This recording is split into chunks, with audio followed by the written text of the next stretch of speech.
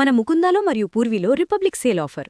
వీఏపై flat 10% discount. వివరాలకు సంప్రదించండి.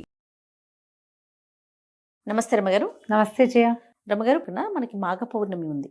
దీని యొక్క విశిష్టత. మాఘమాసమే విశిష్టమైన మాసం. అంతేగా, మాఘమాసం విశేషాలు చెప్పుకున్నాం కదా మనం. మాఘం సౌరమాసం అని చెప్తాం. నారాయణ ప్రీతి కోసమే, శ్రీ మహావిష్ణువు ప్రీతి కోసమే చేసుకుంటాం.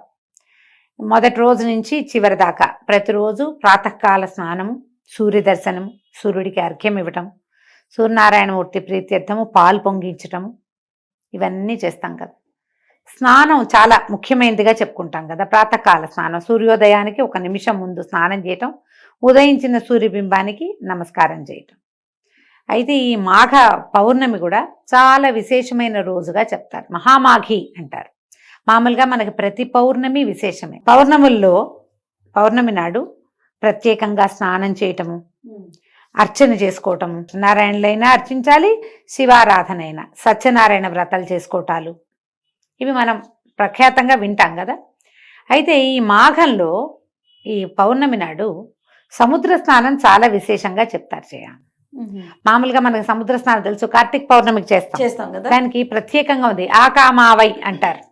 ఆకామ అంటే ఆషాఢ పౌర్ణమి, కార్తీక పౌర్ణమి, మాఘ పౌర్ణమి, వైశాఖ పౌర్ణమి, ఈ 4 పౌర్ణములు సముద్ర స్నానానికి చాలా విశేషమైనవి. చాలా విశేషం. వాట్లల్లో మహామాఘి మరీ విశేషం. హైదరాబాద్ వాసులకి సముద్రం లేదు, మనం ఏం చేయాలి? మనకు వెంటనే డౌట్స్, మనకు సముద్రం లేదు కదండి అంటే వెళ్ళాలి. ఎక్కడికైనా వెళ్ళలేము, కనీసం ఇంట్లో అయినా పొద్దున్నే స్నానం చేయండి. నదీ స్నానం చేయొచ్చు. సముద్రము చాలా విశేషంగా చెప్పబడుతుంది ఇక్కడ. మామూలుగానే మనం ఒక వాక్యం చెప్పుకుంటాం, నదీనాం సాగరోగతి అని. నదులన్నీ కూడా, అన్నిటి కూడా సాగరమే వాటి గతి. పైగా ఆకాశాత్పతి తుంతోయం యథాగచ్చతి సాగరం సర్వదేవ నమస్కారో కేశవం ప్రతిగచ్చతి. ఆకాశంలోంచి పడిన ప్రతి నీటి బొట్టు సముద్రం వైపుకే ప్రయాణం చేస్తుంది. మన నమస్కారాలన్నీ కేశవుడికే చెందుతాయి. సముద్రంలో స్నానం చేస్తే కేశవుడికి నమస్కారం చేసినట్టు.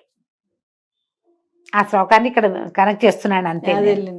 ఈ సముద్రంలో ఏంటంటే అపారమైన సౌరశక్తి నిండి ఉంటుందట ఈ పౌర్ణములలో. సూర్యుడి వేడిమికి ఎంత నీరు ఆకాశంలోకి పోతుంటుంది, అయినా కూడా తరగదు. చిన్నది పెద్దది అవదు, ఎంత ఉందో అంతే ఉంటుంది. ఈ సముద్ర జలాలు ఈ ఉప్పు నీటి వల్ల ఏంటంటే నెగిటివ్ ఎనర్జీస్ పోతాయి. ఓకే. ఈ సంవత్సరం అంతా మనం ఏర్పాటు చేసుకున్నవి అంటే మన మీదకి మనం తెచ్చుకున్నటువంటి అన్ని రకాల నెగిటివ్ ఫోర్సెస్ని ఈ సముద్ర స్నానం కంట్రోల్ చేస్తుంది. నదీ స్నానాలు విశేషమైనవి. నీళ్లలో కరెంట్ ఉంటుంది, మనకు తెలుసు కదా. నదుల్లో కూడా నడుంలోతు నిలబడి నదీ స్నానం చేయాలని చెప్తారు. సముద్రంలో కూడా 40 మినిట్స్ అయినా ఉప్పు నీళ్లలో కనుక స్పెండ్ చేస్తే వచ్చాక మళ్ళీ బయటకు వచ్చాక మామూలు స్నానం చేసుకుంటాము. ఇది ప్రత్యేకంగా చెప్పబడే క్రియ కాబట్టి జీవితంలో కొన్నిసార్లైనా, కొన్ని పర్వదినాల్లో అయినా, కొన్ని పౌర్ణములైనా, కనీసం ఒక్క పౌర్ణమైనా సముద్ర స్నానం చేయండి. మామూలుగా అమావాస్య పౌర్ణములకి ఆటుపోట్లు పెరుగుతాయి కాబట్టి సముద్ర తీరాలకి వెళ్ళకూడదు అని నియమం. ఆ నియమంలో ఈ 4 పౌర్ణములు మాత్రం ప్రత్యేకంగా సముద్ర స్నానం చెప్పారు. ఉదయం చేయాలి. పౌర్ణమిలో రాత్రిపూట కదా ఆటుపోట్లు పెరిగేది, సాయంకాలాలు కాదు. ఉదయ స్నానాలు 4 గంటల లోపే, ఎలా కుదిరితే అట్లా. సముద్ర స్నానానికి కానీ నదీ స్నానానికి కానీ వెళ్ళేటప్పుడు ఇంటి దగ్గర స్నానం చేసి వెళ్ళాలి. పాచి మొహంతో, పాచి బట్టలతోటి నదుల్లోకి దిక్కకూడదు, సముద్రంలోకి అసలు దిక్కకూడదు. శుభ్రంగా ఉండి అప్పుడు వెళ్ళాలి. పైగా ఇవి పితృదేవతలకి తర్పణాలు విడిచే సమయం, ఇవన్నీ స్థిరంగా ఉంటాయి. ఈసారి పౌర్ణమి ఇంచుమించుగా నాకు గుర్తుండి సంక్రమణం కూడా అప్పుడే ఉన్నట్టుంది. చూద్దామా ఒకసారి చూడండి రమ్మగారు. మీకోసమే క్యాలెండర్ కూడా తెప్పించాను నేను. మామూలుగా పౌర్ణములు మారుతూ ఉంటాయి కదా. మామూలుగా మనకి సంక్రమణాలు జరుగుతాయి కదా. మకర సంక్రమణం ఏమో మన కిందటి నెల 15వ తారీఖు వచ్చింది. ఇప్పుడు ఇంచుమించుగా ఇప్పుడు సంక్రమణం వచ్చేస్తోంది. ఇది కుంభ సంక్రమణం అంటారు. ఈ సంక్రమణము పౌర్ణమి ఒకే రోజు వచ్చినాయి. ఈసారి ఒకేసారి వచ్చినాయి. సంక్రమణ తిథుల్లో మామూలుగా మనకి పితృతర్పణాలు విడుచుకుంటాం కదా. ఈ మాఘంలో ఈ పౌర్ణమి నాడు మన సముద్రం దగ్గర కూడా పితృతర్పణాలు విడవచ్చు. అది కూడా మంచిదే. పిల్ల జల్ల తీసుకెళ్ళేటప్పుడు కొంచెం జాగ్రత్తగా వహించాలంతే. ఒకవేళ మనం ఏ సముద్ర స్నానానికి ఏ నది స్నానానికి వెళ్ళలేము, ఏమిటండి ఇప్పుడు మా సంగతి ఎట్లా అని అందరు అడుగుతుంటారు. కుంభమేళా గురించి చెప్పుకుంటున్నాం, విపరీతంగా ట్రెండింగ్లో ఉంది కుంభమేళా, అంతే కదా. అక్కడికి వెళ్తేనే కుదురుతుంది లేకపోతే కుదరదన్న మాట లేదమ్మా. అసలు అవకాశం ఉన్న వాళ్ళు వెళ్తారు, వాళ్ళు ఏదో అత్యద్భుతమైన వాళ్ళు, వెళ్ళలేని వాళ్ళు, పనికిమాలిన వాళ్ళు అలాంటివి ఏం లేవు. మా పుణ్యం వస్తే మీకు రాదు అనకూడదు. ఇక్కడ కూడా మనకు అవకాశం ఉంది, మనం ఇక్కడ చేయొచ్చు. మనం ఎక్కడ పుష్కర స్నానం చేసినా, ఎక్కడ నదీ స్నానం చేసినా మనకి పుణ్యమే లభిస్తుంది. అక్కడికి వెళ్తే అమోఘ పుణ్యం. అవకాశం ఉంటే వెళ్తాము, లేకపోతే దండం పెట్టి ఊరుకుంటాం. ఇప్పుడు మనకు సముద్రం లేదు, నది లేదు అంటే ఇంట్లోనే పొద్దున్నే స్నానం చేయండి.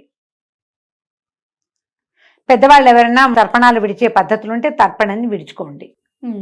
ఏదైనా దానం చెయ్యండి. పౌర్ణమి నాడు, మాఘ పౌర్ణమి,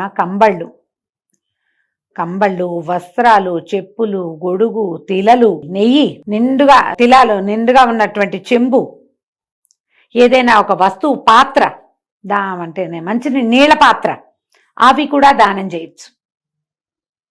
ఏది కుదిరితే అది. బంగారం దానం చేయొచ్చు, అన్నదానం చేసుకోవచ్చు. ఏమి చేసినా అద్భుతమైన ఫలితం లభిస్తుంది. మీరు మామూలుగా ఎప్పుడు చేసినా దానం మంచిది. పర్వదినాలలో చేస్తే ప్లస్. మరి మంచిది. పర్వదినాల్లో ఏవి చేయాలని చెప్పబడిందో అవి చేస్తే ఇంకా ప్లస్. వేసుకోండి కొన్ని ప్లస్సులు అవకాశం ఉన్నప్పుడు, అంతే. ఈ మాఘ పౌర్ణమి రోజున దానం చేసుకోవచ్చు. పగలు ఉపవసించి సాయంకాలం భోజనం చేస్తే మంచిది అవకాశం ఉంటే. సాయంకాలం పౌర్ణమి చంద్రుడు కనపడ్డాక చంద్రుడిలో భావన చేసి లక్ష్మీ స్తోత్రం కానీ లలితా స్తోత్రం కానీ చేసుకోవచ్చు. లక్ష్మీనారాయణులను ఇద్దరిని భావించి సత్యనారాయణ వ్రతం చేసుకోవచ్చు. మీ అవకాశాన్ని బట్టి దండం పెట్టుకోవచ్చు. గట్టిగా పూర్ణబింబానికి ఎదురుగుండా నిలబడి ఒక్క శ్లోకం చెప్పుకుని, ఏదైనా విష్ణు సంబంధమైందో, లక్ష్మీ సంబంధమైందో, దేవి సంబంధమైందో చెప్పుకుని నమస్కారం చేసుకోండి. బ్రాహ్మణులకి దానం చేస్తే అత్యుత్తమమైన ఫలితం ఇస్తుందని చెప్తారు. అవకాశం ఉంటే చేయండి. ఎవరికి అవసరమో నీడీ పీపుల్ వాళ్ళకి చేయండి, అది కూడా అత్యద్భుతమైన ఫలితాన్ని ఇస్తుంది. ఎవరికైనా ఏమైనా ఇవ్వచ్చు కదా. ఇలా పర్వదినాలలో పాతవి దానం చేయబోకండి. పాతవి ఇవ్వడానికి 3 రోజులు ఉంటాయి. పర్వాలలో పాత వస్తువులు దానం చేయొద్దు. పాత బట్టలు, పాతవి ఏమైనా తీసి ఇచ్చేయటము చేయొద్దు. కొత్తవి ఇవ్వగలిగితేనే దానం చేసుకోండి. మీ అవకాశాన్ని బట్టి ఏదైనా సరే. తప్పకుండా. నమస్తే. నమస్తే జయ.